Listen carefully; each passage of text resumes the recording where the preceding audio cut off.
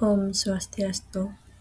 Perkenalkan, nama saya Putu Padma Widya Saraswati dengan NIM 241 509 1078 dari kelas 2 IKI. Dan kali ini saya akan mempresentasikan mengenai karma pala srada, hukum sebab akibat dalam ajaran Hindu. Sebelumnya kita perlu mengetahui apa itu Pancasrada. Nah, panca ini artinya 5 dan srada artinya keyakinan. Sehingga Pancasrada ialah 5 keyakinan dasar agama Hindu dan bagian-bagiannya ada 5. Pertama adalah Widisrada, yaitu keyakinan terhadap ide Sang Hyang Widewasa atau Tuhan. Yang kedua, Atmasrada, yaitu keyakinan adanya Atman atau jiwa. Ketiga, Karma Palasrada, keyakinan akan adanya hukum karma. 4. Punarbawa Srada, yaitu keyakinan akan adanya reinkarnasi. Dan 5. Moksa Srada, yaitu akhir yang bahagia, yang bebas dari duniawi, serta bersatu dengan Brahma. Untuk kali ini kita akan lebih mendetail membahas tentang karma pala, di mana karma artinya perbuatan dan pala artinya hasil atau pahala. Di mana karma pala ini termasuk hukum universal, di mana setiap tindakan baik atau buruk akan tetap ada balasannya. Nah, sumber karma ini bisa berasal dari 3 bagian utama. Yang pertama adalah pikiran atau mana, yang kedua adalah perkataan atau wacika, dan ketiga adalah perbuatan atau kaika. Jika pikiran, perkataan, dan perbuatan kita baik, maka kita akan mendapatkan pahala yang baik juga. Dan sebaliknya, jika pikiran, perkataan, dan perbuatan kita buruk, akan mendapatkan balasan yang buruk juga. Nah, ada 3 jenis karma phala berdasarkan waktu. Yang pertama adalah Sancita karma phala, yang artinya karma di kehidupan lampau dan kita mendapatkan hasilnya sekarang. Misalkan di masa lalu kalian menghemat uang, kemudian rajin menabung, maka tidak heran kalau di masa sekarang kalian lahir di keluarga yang bercukupan. Dan itu patut disyukuri. Dan lanjut ada Prarabdha karma phala, di mana karma sekarang kita melakukan karma sekarang dan hasilnya kita dapat juga di masa sekarang.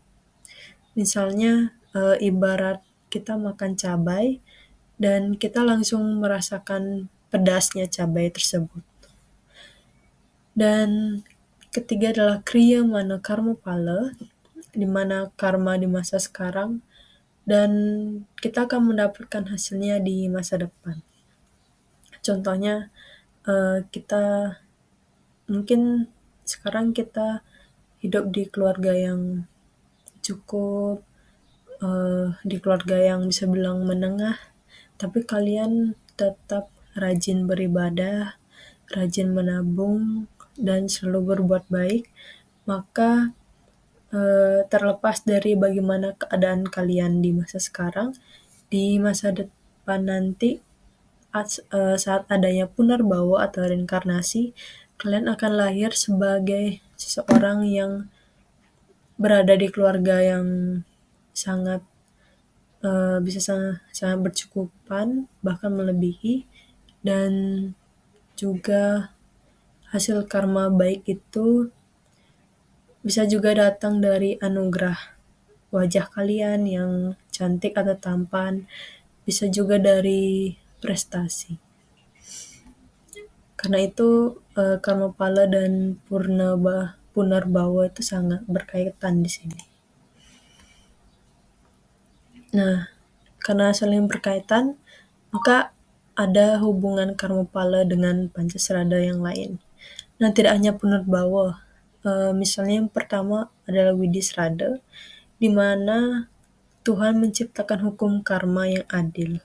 Nah, karma pala ini tidak akan ada jika Ida Sang Hyang Widi tidak menciptakan hukum karma ini ke semesta ini dan secara adil sesuai dengan perbuatan kita.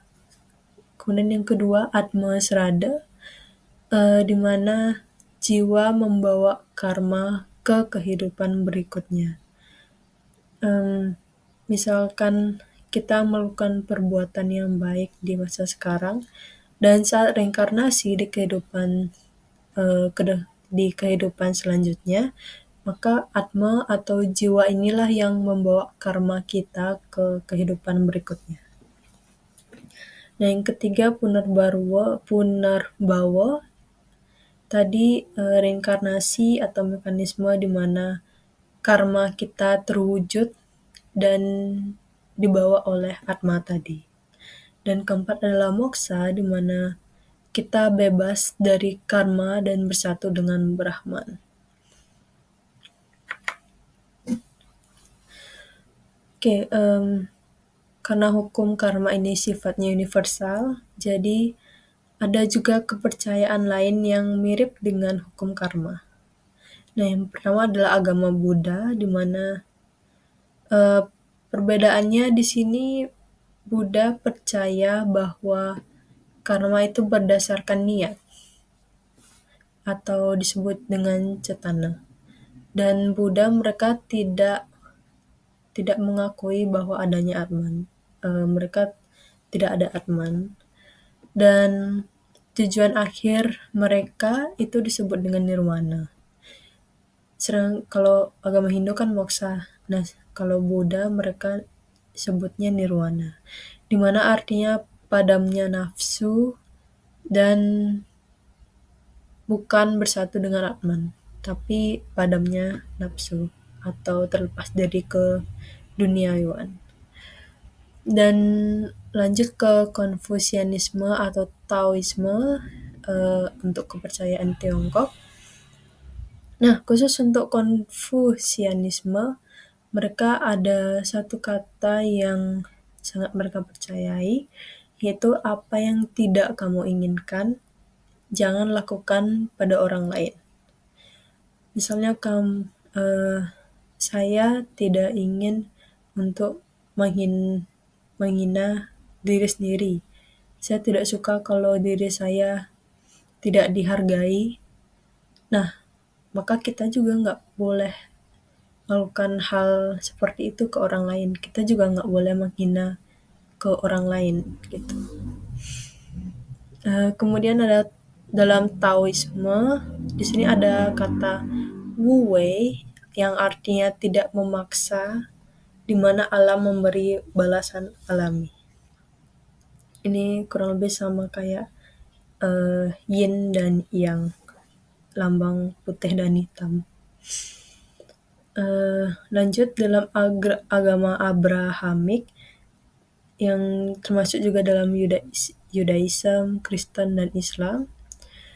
Nah, di sini mereka percaya adanya konsekuensi perbuatan. Namun perbedaannya adalah Tuhan sebagai hakim di sini. Dosa bisa dihapus melalui penyesalan dan rahmat Tuhan. Jadi mereka percaya bahwa Tuhan adalah sebagai hakimnya, bukanlah hukum karma yang seperti kita percayai, bukan semesta, tapi Tuhan.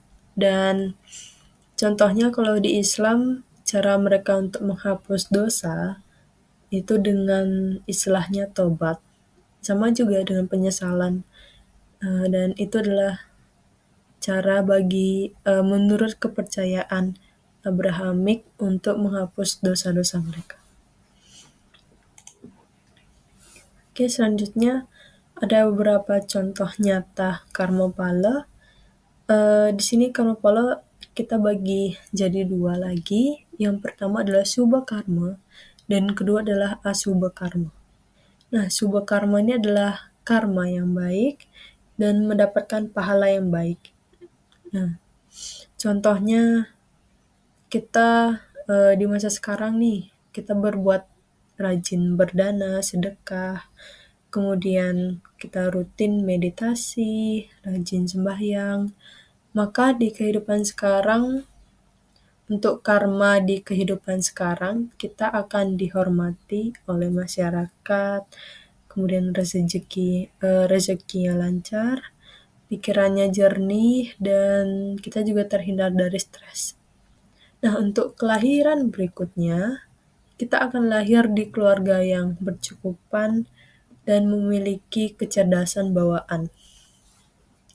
Nah, untuk asubha karma, contoh perbuatannya misalnya di masa sekarang korupsi, sering menghina orang lain, maka di masa sekarang kita akan dapat pahala yang cukup buruk juga, dihukum penjara misalnya, keluarga menderita, reputasi rusak, dan kelahiran berikutnya pun bisa kena imbasnya, contohnya kita bisa lahir miskin atau cacat hingga kesulitan berbicara. Berikut adalah salah satu sloka Bhagavad Gita yang membahas tentang karma pala, yang dimana artinya engkau berhak melakukan tugas kewajibanmu yang telah ditetapkan, tapi engkau tidak berhak atas hasil perbuatan.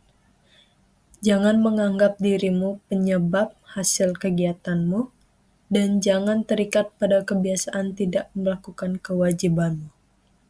Nah, ini di sini intinya kita lakukanlah dharma, kita lakukan perbuatan yang baik tanpa fokus pada hasilnya. Kita fokus pada prosesnya. Misalnya kita membantu orang lain, tapi kita berharap kalau kita juga bakalan dibantu sama mereka. Nah, ini namanya pamrih, dan ini bukan jenis perbuatan yang bagus. Karena itu setiap perbuatan yang kita lakukan, baik itu dilihat sama orang lain atau tidak dilihat sama orang lain, kita tetap lakukan dan fokus pada proses, bukan hasil. Karena banyak yang misalnya saya lihat mereka melakukan perbuatan yang baik tapi dipamerkan agar ego mereka mencukupi, dan itu menurut saya itu salah, perbuatan yang salah ya. Karena yang mereka harapkan itu adalah pujian dan hasil, bukan pada prosesnya. Oke, terakhir adalah kesimpulan. Karma pala srada adalah hukum sebab akibat dalam Hinduisme yang mengajarkan bahwa setiap perbuatan, baik itu pikiran, ucapan, dan tindakan, pasti akan membawa konsekuensi, baik dalam kehidupan ini maupun berikutnya. Nah, di sini terdapat 3 jenis karma berdasarkan waktu, itu sancita, prarabdha, dan kriyamana. Konsep ini terkait erat dengan reinkarnasi dan pembebasan atau moksa. Nah, intinya karma pala mengajarkan kita untuk selalu berbuat baik tanpa pamrih, karena alam semesta menjaga keseimbangannya sendiri. Oke, kurang lebih itu yang bisa saya sampaikan dalam materi ini. Sekian dan terima kasih. Om Santi, Santi, Santi.